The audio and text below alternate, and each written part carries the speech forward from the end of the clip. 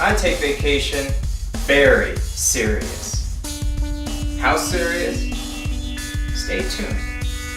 You'll find out.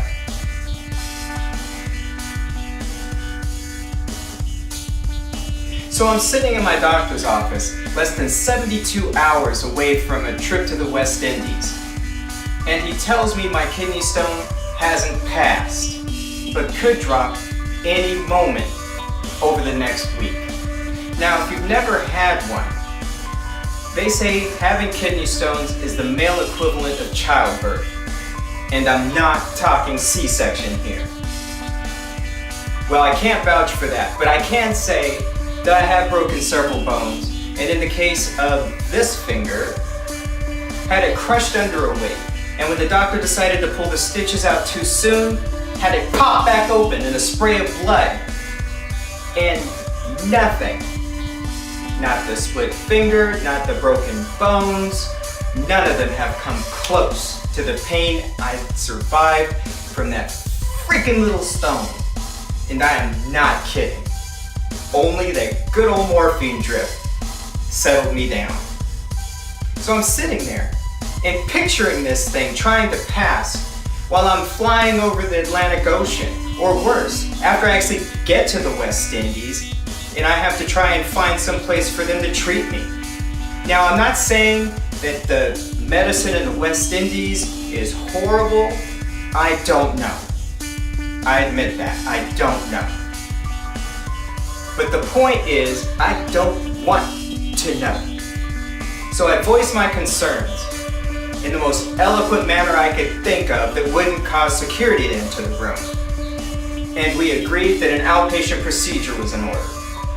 Remember, I was 72 hours away from my trip when they actually figured out I hadn't passed it. So I spent the next day trying to get something scheduled, and then on the actual day I'm supposed to fly out, at 6 a.m., I checked into the hospital for the surgery.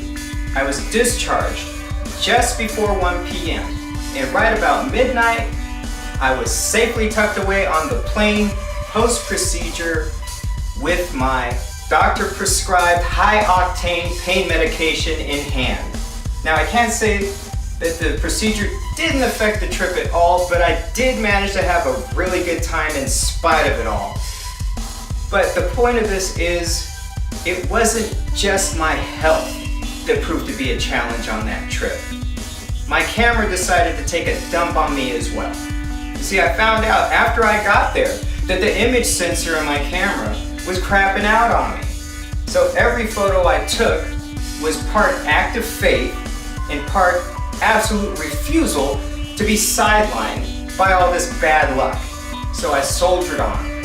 Sadly, quite a few of the photos I took were unsalvageable. There's just nothing I can do to save them. But this one right here is one of the ones I was able to pull out of the fire. I called this one Illumin-Oddity. My first impression of the image actually reminded me of the original version of the movie of War of the Worlds, which is why I stripped the color from it. After I did that, it was just lacking some of the oomph. So I put the color back in the actual light.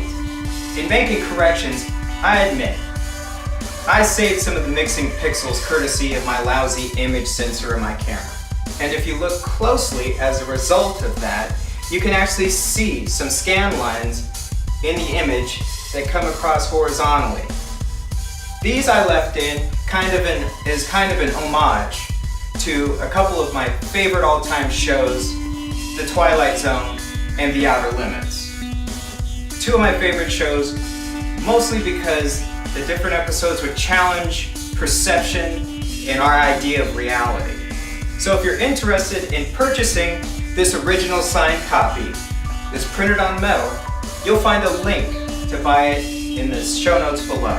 If you don't give a crap about things being signed and you just kind of want a copy of it, it's not really expensive, don't worry, I've got love for you too.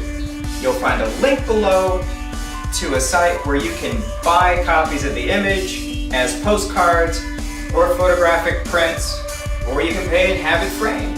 And in closing, as always, thank you for watching. If you'd like to know more about my little artistic shenanigans, you'll find a link below where you can subscribe to my newsletter. The first Thursday of every month, I send it out.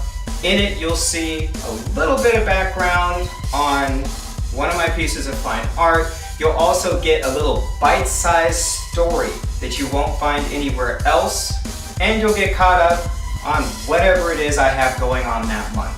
If you don't like commitment, that's cool too.